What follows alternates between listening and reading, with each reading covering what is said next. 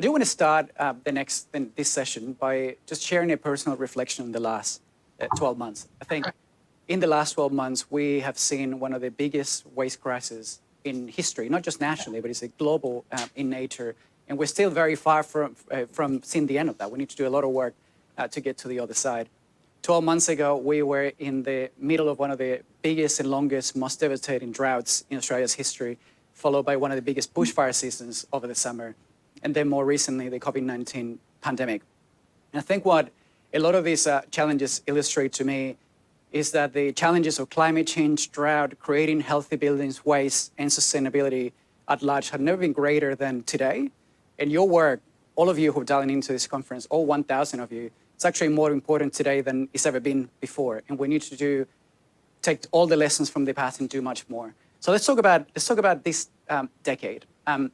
I don't think it's a surprise to anyone dialing into this conference just how big the challenge we have ahead on all these fronts in sustainability is. And we need to not just look forward into what are we doing in the next 10 years, we also need to stop and reflect on the last decade, the things that work well and we need to do more, and the things that didn't work so well and that we need to do differently, so we can use those lessons as a platform for going much further, much deeper in the next decade by 2030.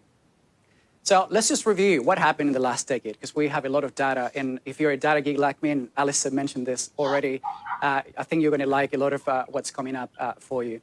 So I want to start with this graph showing the CBD program, because I think CBD was a defining moment in Australia's history, and it's important that we reflect on this.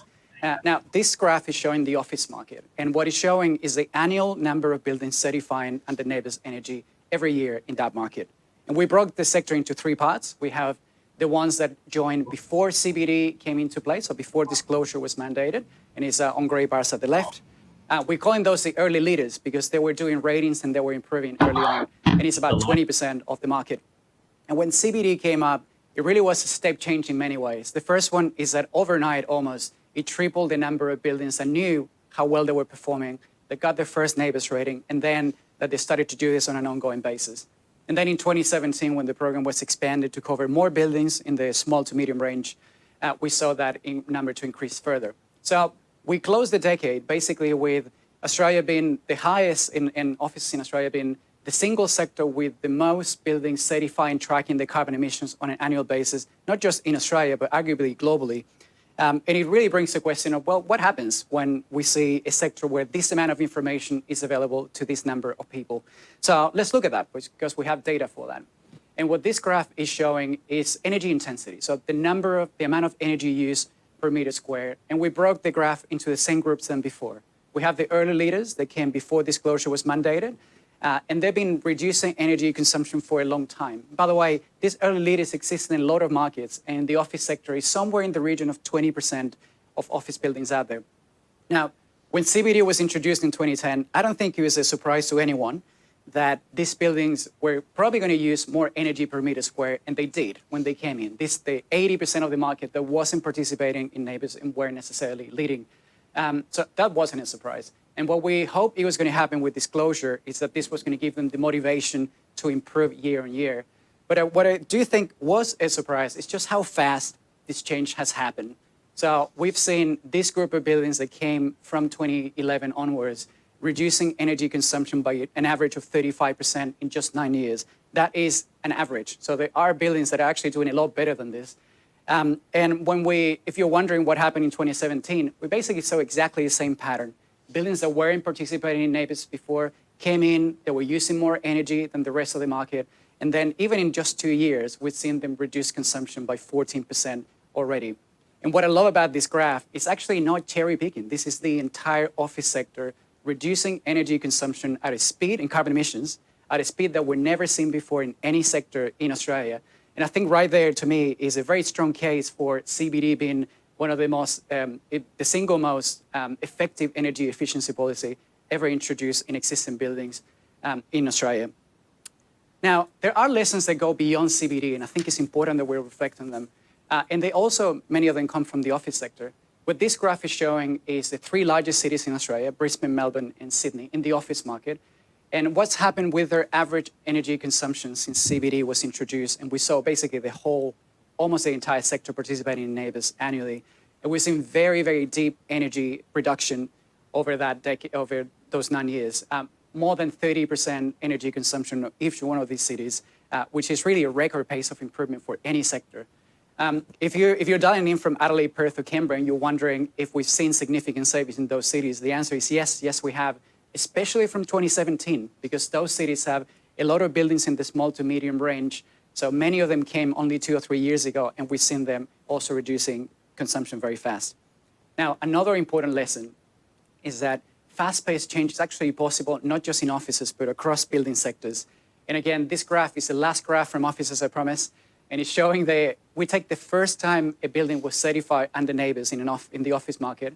And then we say, well, what happens when they come back next year? What happens after year 2, and year 3, and year 4? Are they actually reducing their energy consumption over time? And what we see in this graph is that they do. And not only that, but they're reducing really at a record pace across any sector in Australia. And we see the average office building reducing about 31% energy consumption after 10 years. Now, a lot of people see these numbers and they think there's something very unique about offices that allow them to, have this scale of savings at this pace. But now we actually have a second sector where we have enough data to plot something like this, which is shopping centres. We certify about 60% of all the floor area in shopping centres in Australia every year. And now we have enough data to show what's been happening with shopping centres. And what we see is a very similar progression than offices, if not slightly faster, reducing energy slightly faster than offices. And the reason for this is because it's actually nothing special about the equipment that uses energy in offices. What do we use energy on? We use it for heating, and air conditioning, and ventilation, and lighting, and lifts, which is exactly the same uses that you see pretty much in all buildings, especially non-residential large buildings. The equipment is the same, and therefore the opportunities for energy efficiency are very similar and in that magnitude. So let's just recap what have we learned this decade out of this experience, because I think these lessons are important. We learned that this kind of change, record-breaking pace, is possible in different cities, in different climates, it's possible in different sectors. And perhaps the single most important lesson is that it's not just theoretical. All of them dialing into this conference, you demonstrated you have the talent, the skills, the creativity, and the intellectual property to drive entire sectors of the built environment, reducing 30% or more energy consumption in a single decade. Now, just to illustrate how powerful that is, if we were able to, by the way, that happens last decade with last decade's technology, last decade's expertise. What if we could do this decade for the next 10 years across the non-residential building sector? And the answer to that is if we could save 30% in all those sectors where many of these savings are still available, we could reduce carbon emissions by somewhere like between 15 to 20 million tons of CO2 every year by 2030. Now, 15 to 20 million tons doesn't really mean a lot for a lot of people. So just to illustrate how big this is, that is the equivalent of all domestic air travel and all trains of any kind, national trains and public transport and freight and cargo, everything combined. That is how big these savings are. So we're talking about a huge amount of savings, a very meaningful contribution to what Australia could do towards our Paris commitments by 2030. Now, one thing I haven't mentioned is that driving this kind of change is incredibly difficult because it requires tens of thousands of buildings and the people in tens of thousands of buildings to take action on an ongoing basis, to look at their energy consumption, measure their environmental footprint, and act year on year to be better than the year before. And most countries have struggled to do that in their existing buildings. It's actually difficult. But I think what's very special about Australia is that we actually done it, not once, but twice in 2 different sectors. And to me, one of the key lessons is that there are at the very least 2 key ingredients to make this happen. One of them is that you need an indicator to allow people to understand, am I using a lot compared to other buildings? It's not a simple question. Most people around the world do not know the answer to their buildings. And that's very much the role that NABERS has played in the Australian market over the last 2 decades. I think the other ingredient, though, that's actually not enough on its own to see this level of change.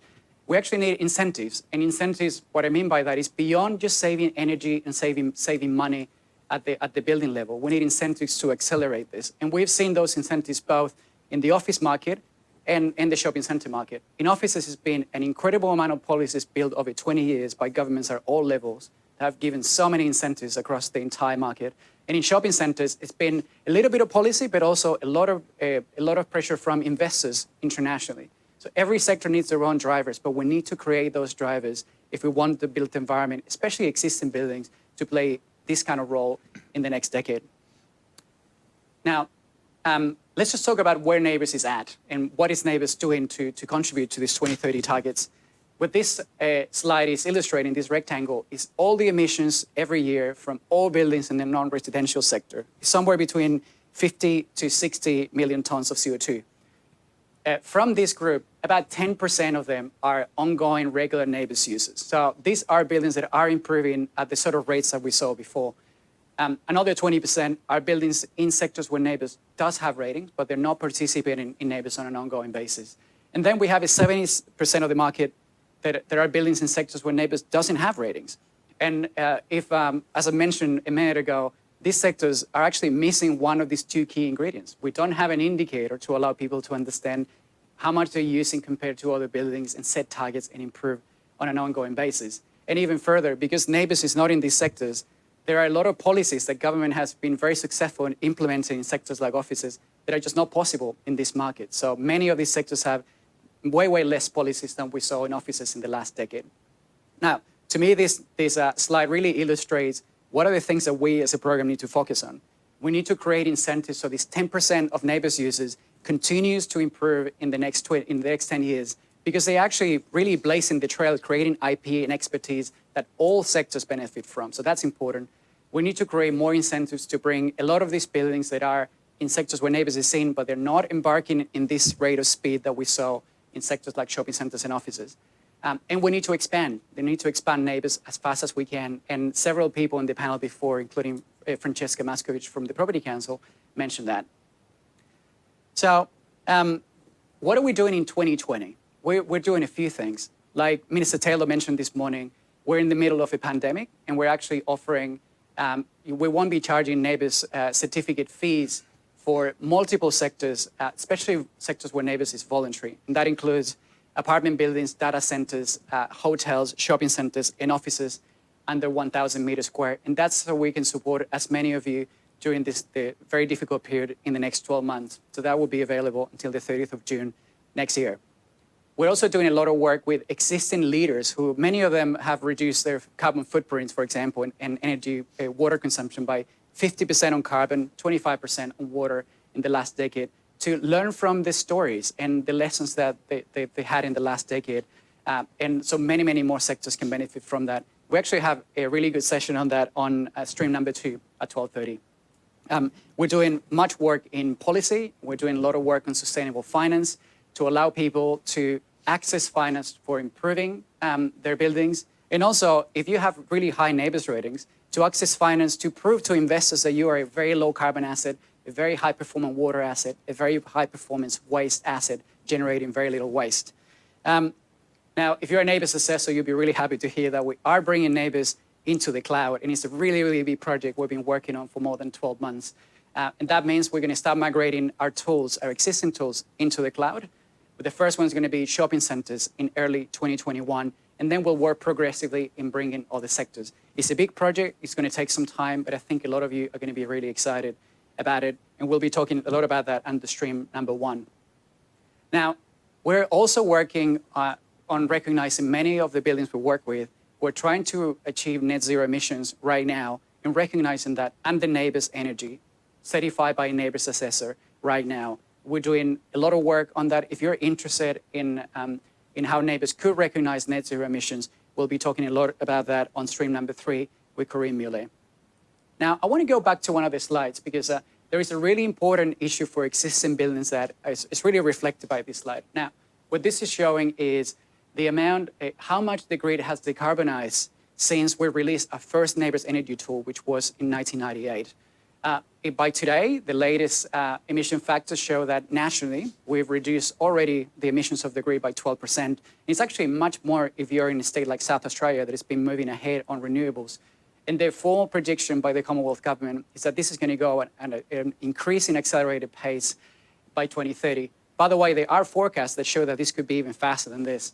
And the reason why this matters for NABERS is because all electric technologies are becoming lower and lower in carbon emissions, And many of you have reached out to us in the last 2 years to ask us to recognize that in NABERS ratings. And we are doing that. And we're making changes to NABERS Energy that start on the 1st of July next year to recognize the increasing benefits of all electric technologies becoming decarbonized. We'll be talking a lot about that under stream number 3 with Karim Muley as well. Now, I've talked a lot about energy and carbon so far, but the reality is that some of the best stories we've had in the last 2 years have been on waste and indoor environment quality. And on waste, you may remember if you were at the NABERS conference 2 years ago that we launched a new NABERS waste tool here. We've had an enormous amount of uptake in the last 2 years, and we saw 48 buildings certified across 5 different building portfolios just last year. And if you're really passionate about reducing waste and the circular economy, we're going to have a really great masterclass under stream number 4 later today. Now, this slide, what it's showing is the annual number of buildings that are certifying under NABERS IE year on year. It's a full decade of information. And I think what's really clear is that the people are more and more interested in comfort and well-being, even before the COVID-19 pandemic came out. And last year, we had a record 128 buildings certifying under NABERS IE, a lot of them improving from the year before, by the way, and across 11 different portfolios. And Australia's really been leading the world in the number of buildings certifying and tracking and trying to improve the indoor environment performance. Obviously, there's a lot of uncertainty around COVID-19 and what's going to happen in the future in a lot of the built environment. But I think this is one of the areas that is safe to say that interest in health and well-being is probably going to increase even further in the next 2 years. So we're going to be doing a lot of work in this space. And if you are interested, we'd love to work with you. By the way, this brings me to our first announcement from this presentation. And that is that we're partnering with the International Well Building Institute and releasing a crosswalk between NABERS and Well. And if you're wondering what a crosswalk is, it's basically NABERS IE ratings will be able to be used directly to meet the Well recertification requirements on an annual basis. We're going to have a lot more about this in the next 2 weeks after this conference and with more details and the documents being released. But we're actually really excited to be partnering with Well to allow the built environment in Australia to continue to lead in this space. And there's so much more that we could do in the next 10 years on a topic that is more important than ever. Now, let's just, I'm getting to the end of my presentation here, and I haven't talked about NABERS expansion to new sectors, which is one of the areas that we're putting a lot of time and effort right now. So we talked, if you participated in the NABERS strategic plan last year, one of our goals was expanding to new sectors. And the majority of major sectors in the next 3 to 4 years. But what we have now is a much more concrete plan on what sector we're going to be tackling and how far we're going to go. And this slide now is showing that plan. NABERS is planning to expand to 6 to 7 new sectors in the next, by 2024. And they're the ones listed in this slide. And this is going to do a few things for us. The first one is that we will go from being able to capture about 30% on non-residential buildings, going all the way to more than 80% and potentially even beyond. And this is a huge challenge for us, by the way. We worked for 22 years to get to 7 sectors now. And doing 7 more sectors in 4 years requires a lot of changes. And we've done many of those changes in NABERS. And we've been supported by a lot of funding from my colleagues from the Commonwealth to make this happen at a record rate. And that brings me to my second announcement of this presentation, which is that NABERS will be expanding not to 1, but 2 sectors in the next 12 months. And they are residential aged care buildings, as well as retirement living. And the plan is to release these 2 sectors for certification as soon as we can. We're aiming for the 30th of June next year. If you do work in this sector, we'd love to work with you. We're going to be doing a lot of targeted engagement in data collection in working groups. So we have a lot of opportunities for you to participate. We're going to be talking a lot about this on stream number 1 at 12:30. Now, it takes quite a bit of time to create a new NABERS tool if you're familiar with our process. We require engagement, data collection, and creating benchmarks, and that can take some time. And the challenge is with sustainability is that it's very much a race against time. And we need to think about ways of doing things faster and better and affect change in maybe different ways that we did before. One of the challenges for us in this is that we need to be able to work with sectors. There's so many sectors that we can work with right now, and we need to be able to affect change in those sectors as fast as we can. So we're actually introducing a new product that is doing 2 things. It's going to allow us to work with buildings in sectors where NABERS is not in yet, or NABERS certification is not in yet. And also it's going to allow us to bring NABERS certification faster to them. So just to be clear, this is for buildings in sectors where NABERS does not have certification right now. And what you're going to be able to do is basically entering the same information that you enter for a NABERS rating. Where are you located? How big is the building? How many hours you operate? The operational characteristics, and also your energy and water consumption as well. And you're going to be able to do a few things. And we're exploring several things, and we want your ideas as well. One of those things is being able to compare with a lot of buildings that are already working with us in that platform. If you have a school, to compare against how much energy are you using against the 60 or 70 schools that might be connected there as well, and getting automatic data as soon as we can make it happen.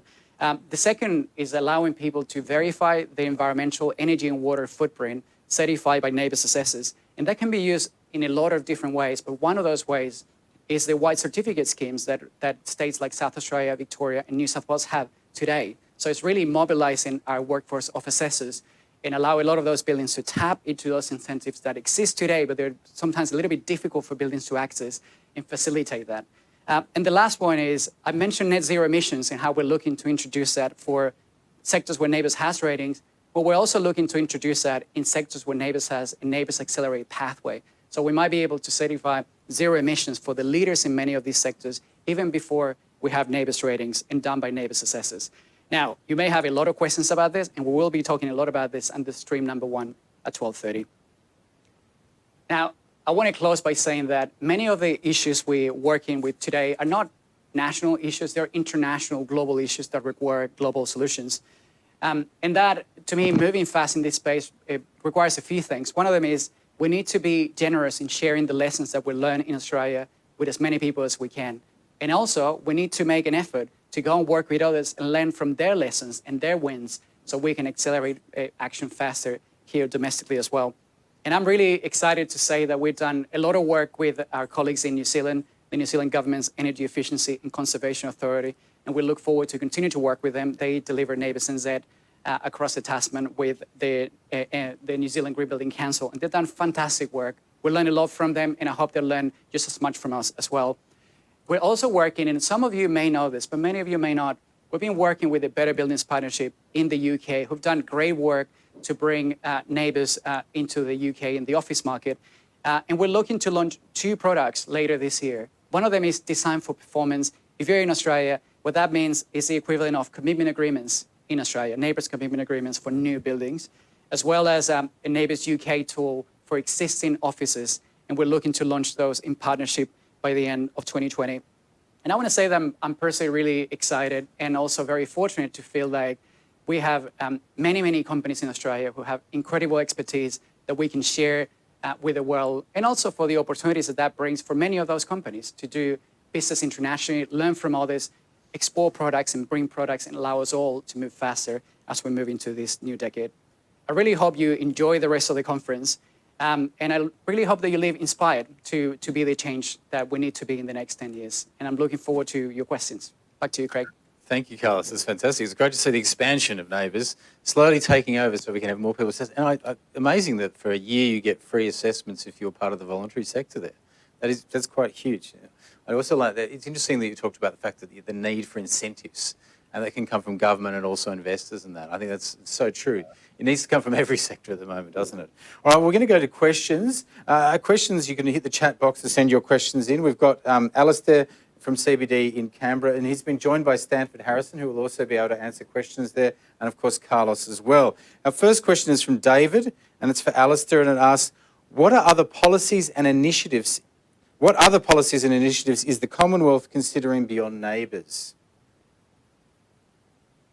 Sorry, could you please repeat the question, Craig? I just didn't catch the very end. My apologies. What other policies and initiatives is the Commonwealth considering beyond NABERS? Okay, beyond NABERS, I mentioned the technology roadmap, and there'll be a low emissions technology statement come out soon. And there's also the trajectory for low energy buildings. So I mentioned both of those in the speech, but it's useful to touch on them again and perhaps in more detail.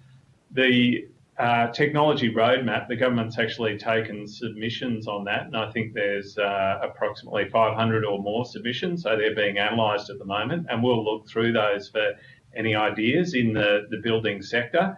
and over time those will feed into statements and considerations by government looking forward. In terms of the trajectory for low energy buildings, NABERS is a component of that, but as to take the trajectory forward, which will be looking across all building types, commercial and residential, that will clearly have to take on some new ideas and initiatives to get to those zero net emissions buildings. I don't know if there's anything Stanford wants to add. Or probably the main thing that I would add to that mix. I mean, a lot of the work in this sort of space isn't just the Commonwealth. It's sort of done in conjunction with the states and territories, and really to acknowledge the importance of the National Construction Code, which of course is a joint instrument between the Commonwealth, states and territories, and perhaps something which people may not be 100% aware of is that there's been quite a significant change in the construction code for new commercial buildings, which came into place in most states from the 1st of May this year. And for many buildings, that will see an up to 40% improvement in the energy efficiency to a building constructed in the future versus one constructed recently. So these are quite significant changes, and really just want to sort of give a shout out to all the different players that have contributed to that. Thank you. Our next question is from Robert. He says, there has been a lot of discussion about energy and some about waste. I'm interested in how we dial up the importance of reducing water consumption, especially when water is relatively cheap. How can NABERS increase the motivation to improve a building's NABERS water rating? I'll go to you first on that, Carlos. Yeah, absolutely. I think water is incredibly important. And it's really important that we don't forget the lessons from the drought. Often water efficiency goes in boom and bust cycles, where we care a lot when we're in drought, and then often we forget to take the actions we need after the droughts end. I think the challenge, like the person who asked this question described, is that water is relatively inexpensive compared to things like energy. So it's hard to get energy change happening at scale just on the base of economic basis. It's even harder for water, which is a fraction of what energy costs. So I think these are the sectors where we need to work very hard on additional incentives. I think one area where we could use some current levers and expand them is the way we use NABERS energy for offices and other sectors where government is very big, possibly hotels, to put minimal requirements for government and extend them to water efficiency. So if you want the New South Wales government, the Victorian government, the Commonwealth government, right now you need to have a NABERS energy rating, and it needs to be a minimum. If you're not beyond that bar, you're not going to get the business of the government. That's been a very, very powerful driver for energy efficiency. We don't have that to the same level on water efficiency, and that could be a way that we elevate the importance of water efficiency beyond just the cost. And that can create a lot of incentives for people, even people who are not so concerned about water bills right now, that they will be concerned about, well, if I don't do water efficiency, I might not be able to rent these 2 floors in my building. So I think we need to find those drivers, especially for water, and I think we need to work a lot harder. On our part in NABERS in particular, we are looking to do, with a number of state governments, working on what we could do together and what drivers and programs we could use NABERS ratings for to create more incentives. And we hope that we can announce some of those things in the coming months. Okay, Alistair or Stanford, do you have anything to add on the water front? It's obviously it's an area where people feel very emotional, particularly when you're going through droughts. But yeah, as I said, there's not enough incentive to actually change that behaviour. What do you think we could do about that?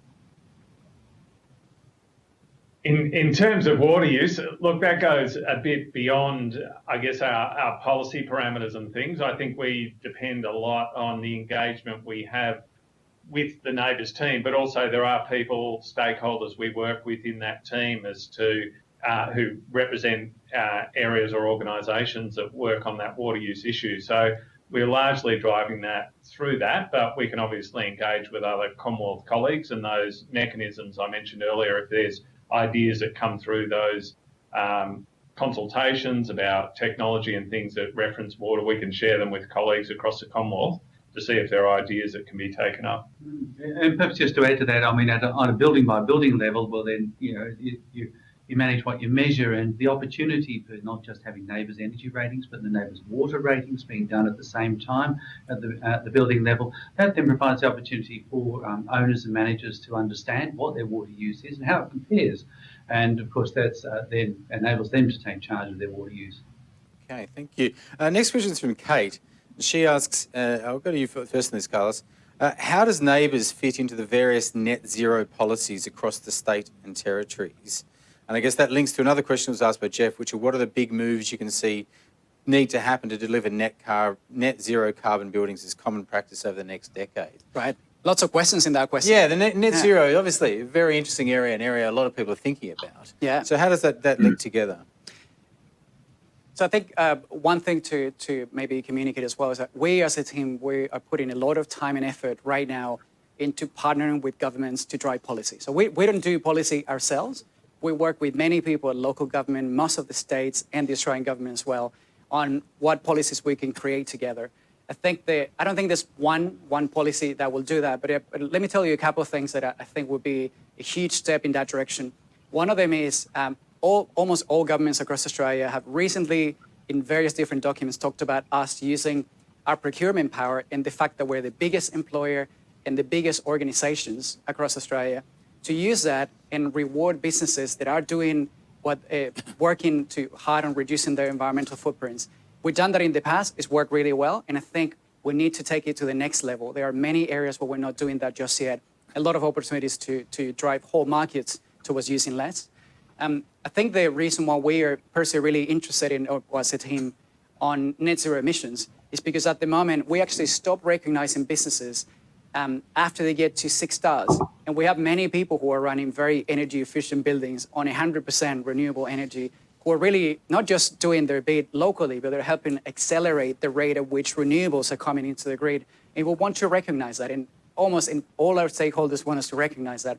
So we want to work hard on making that happen, because if we create that, then it can be used for a lot of policies. It could be used for government procurement. It could be used for leadership programs. So I don't think that there is one thing that we need to do, but I do think as an overarching principle, there's something really important about it. And one of the benefits of using NABERS in a lot of policies, even when it comes to grants, is that it's not just that we're giving money to people to upgrade that one equipment. We're also telling them how well or often how poorly that asset is performing. And that often is a huge piece of information, a huge surprise for a lot of people. And many of them actually start taking action from that point forward. So bringing these indicators and informing people, you are using 70% more than almost everyone else in this market. Right away, you know, well, there are a lot of opportunities in this building that we haven't achieved just yet. And it sparks that curiosity that we could not just save money, but we can also, you know, I'm not happy with my 1-star NABERS rating. Maybe I can be 4 stars in a couple of years if we work hard on it. Great. A question for Alistair. What government initiatives are being put in place to help owners of low NABERS rating buildings outside the CBDs to reduce their carbon emissions?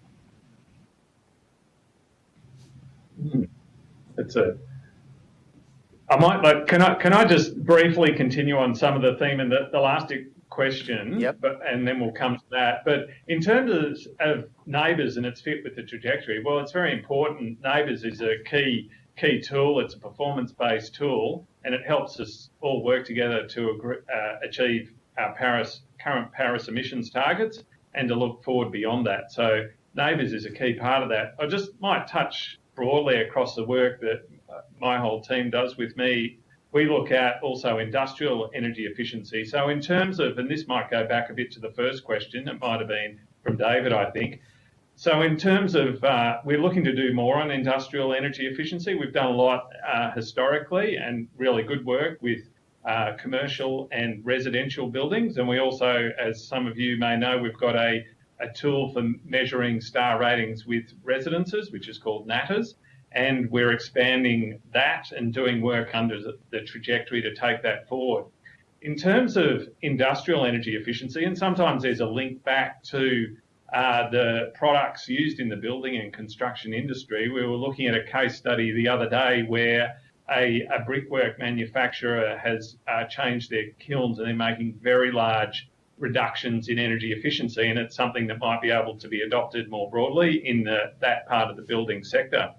In terms of looking at things that CBD doesn't apply to, that's a bit of a trickier one. Although we have, what has been done over the time is we've reduced the area to which the mandatory disclosure has applied. So that's brought more people into the picture. I don't know if there's anything else Carlos wants to add in. Well, actually, I mean, obviously at the Commonwealth level, the Clean Energy Finance Corporation is active in this space, but just to flag that a lot of the assistance programs really are run at the state level, and I'm sure Carlos could add to what New South Wales is doing, and often these are targeting those low-performing buildings. So often enough, it's really useful to have something like the NABERS rating in place so you can be quite clear about what is the performance of this building and before and after, whether it's a funding or other intervention. So anyway, so there's so there are things happening in this space, but it's a mix across government. Thank you, Stanford. And quickly, Carlos, did you want to add to that? Yeah, I think a lot of people may not know that the Commercial Building Disclosure Program actually brought a lot of buildings into NABERS from smaller cities and regional hubs. And especially since it expanded in 2017. So that portion of the market has grown quite significantly. The other thing that a lot of governments can do is where purchases, particularly in markets like offices and hotels, a lot of the regional travel, we're a very large active player in those markets, both in offices and in hotels. And so our procurement policies can be really tailored to encourage more sustainability in those markets. And a good example, a recent example of that is in New South Wales. The latest version of their government resource efficiency policy actually tailored to how do we drive changes and how do we consider the particular market dynamics of smaller regional centers to still be able to drive sustainability in those markets. And I think that's an area that all of us recognize that we need to do a lot more, but we have a few levers that we can pull. Okay, next question from Jenny. How is the government approaching the transition to a circular economy, and how can this be leveraged to complement current programs? I'll go to you first on this, Carlos, because I know, NABERS has been looking at waste a lot and looking at what's the next step for that circular economy to improve that. I'm even interested in your answer to this question, Craig, but just to get us started on this, I think on waste, there's a lot of people who've been doing a lot of great work on waste for a long time, and a lot of us are really learning a lot from them. But I think one thing that we haven't had on waste is really the scale of work that we've seen in energy efficiency in the last 40 years, because it's a sector that started many decades ago. And one of our roles, I think, needs to be being able to measure better on waste. We have some fundamental issues. It's harder to measure on waste, and it's harder to measure accurately. And most people just do not know how much they're really recycling. And the more work you do in this space, the more you realize that we're recycling less and less. As you query the data a little bit further. So we need to do work, first of all, on understanding a waste footprint. How much are we really diverting and how much is actually being recycled and put back into a circular economy cycle? I think that many of the policies that work in other spaces like energy could work here. Again, procurement policy by government to encourage those who are doing something in the waste space, meaningful action and improving significantly, to actually encourage those businesses and reward that with business. And I think we can do a lot more when it comes to, there's a lot of grants-based programs in waste across Australia at all levels. I think we could do a lot more to add better measurements to those schemes. So if somebody's doing basically what we started doing in grants in energy efficiency a decade ago, if you're getting a grant to improve, well, let's measure where you were before, and then let's measure where you are after. And did you improve? By how much did you improve? And really encouraging that performance-based mentality so people get used to improving better and better over the years. I do recognize that this is a sector where, in spite of the fact that there are people doing great work, we need to increase the number of people doing work in this space. We don't have anywhere near as many consultants and experts and people with a lot of experience bringing buildings from 20% recycling to 80%. A lot of that expertise, we need to build it. And the way to build it is not just with training, it's with practice. It's by having demand from building owners and creating the demand to improve. Yeah, absolutely. And I think in answer to your question to me, I think you find a lot of people who are coming up with technological solutions for this, but until you can create the incentives and that drag through procurement or otherwise, then it's kind of very theoretical, I think. Did you have anything to add to that on the circular economy, Stanford or Alistair?